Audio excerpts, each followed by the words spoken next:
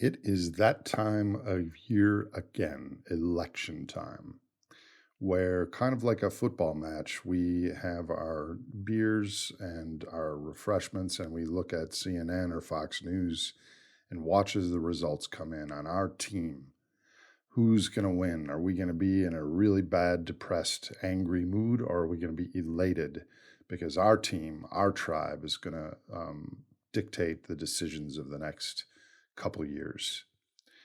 Um, the purpose of this, frankly, is that no matter who wins, we as 330 million Americans face an uncertain future that affects all of us, and that the two political parties, in the way the system works today, are unable to solve these things, and we are going to have to intervene and support and change the way we interact with each other because the government is of the people, for the people, by the people, and we've forgotten that. So, no matter who wins, number one, our nation just passed $31 trillion in national debt as interest rates are going up.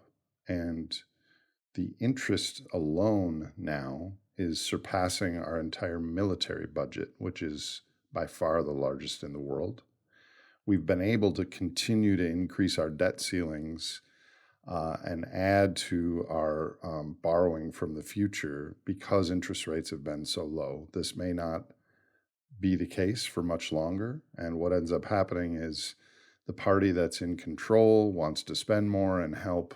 The other party wants to slow things down and digs their heels in. And we end up having potential government closures and eventually there's a vote. And if you look at all the debt ceilings of the past, they've always been voted to be increased. We take that for granted. We can always do that. But the amount of debt we have relative to the interest on that we use GDP to pay down is eventually going to hit a wall. And the reason it's going to hit a wall is number two, no matter who wins, we are past the peak in oil production in the United States. We are accessing the light tight oil, the shale oil, which is the source rock. And in effect, our technology has acted like a larger straw. And so we feel like we're getting a lot of liquid out, and we are, but we're that much closer to the slurping sound, which also will make it difficult to pay back our debt. Which leads me to no matter who wins, we will have an issue with economic growth. We have lived in economic growth like a fish swims in water.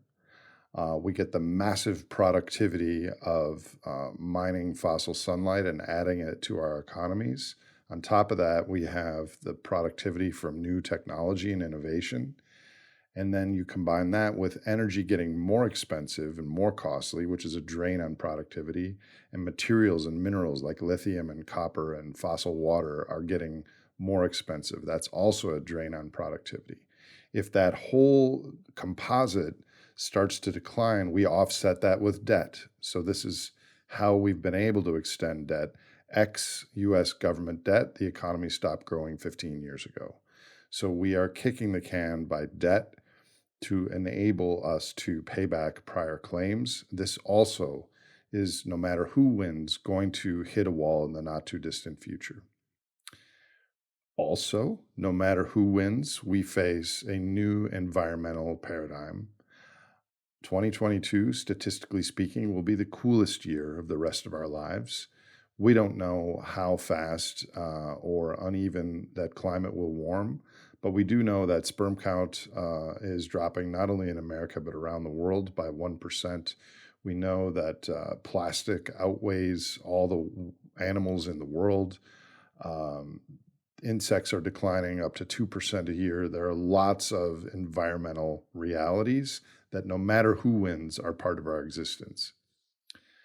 On top of that, no matter who wins, we face algorithms and social media power that increasingly polarizes us. For-profit companies own the data, the private data about us as individuals. And what ends up being sensationalized is things that are violent or extreme or angry or shouting, when in real life, in person with people, we have social filters that ostracize such behavior. But on the internet, not only is it not ostracized, it becomes viral and it is shared. And so we have no common information commons anymore. And if we don't know what's true, we have no chance of solving these broader issues.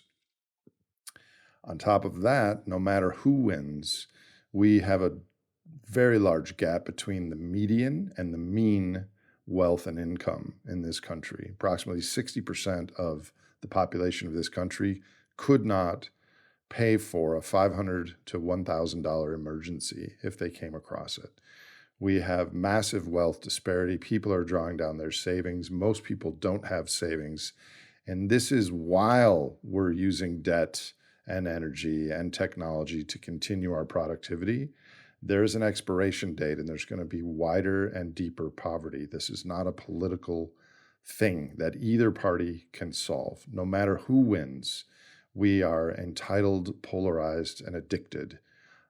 This nation had 40 some million Adderall prescriptions last year. So these things, when we hear about these problems, we typically respond to them with ideology. My tribe will fix these things in this way, or not fix them if they don't care about them. The point of this short, frankly, is that our governance system itself is a miniature superorganism, and it cannot solve these issues. It's possible that we could have some systemic future thinking, no labels group or problem solvers caucus that is looking ahead, educating on the systemic risks, but it's really more like a football game that the players have to compete against each other, and they're precluded from a third party or a different path forward. And it's almost in the same way that the market and the economic system will kick every can possible until we hit a cliff. The same thing with the political system. We need a different way of governance if we're going to have any chance of open societies going forward. Because whether it's a left initiated or on the right initiated, authoritarianism means the end of open society, and that is what's at risk. I don't know the answer, but no matter who wins, we have to stop treating this as a football game and rooting for our side over the other side, because we have to start evidencing a different form of interacting with our fellow humans locally. Locally, we can make changes. We can choose people who are decent and caring and use respect and discourse and diplomacy.